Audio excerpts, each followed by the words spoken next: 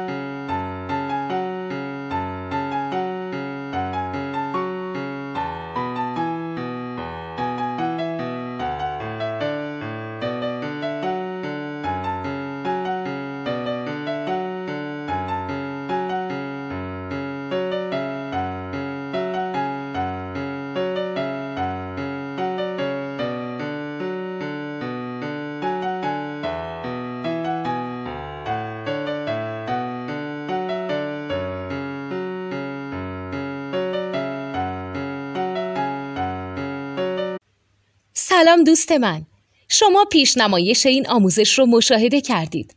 برای دیدن آموزش به صورت کامل میتونید به وبسایت نوت 2 که مرجع آموزش موسیقی هست مراجعه کنید.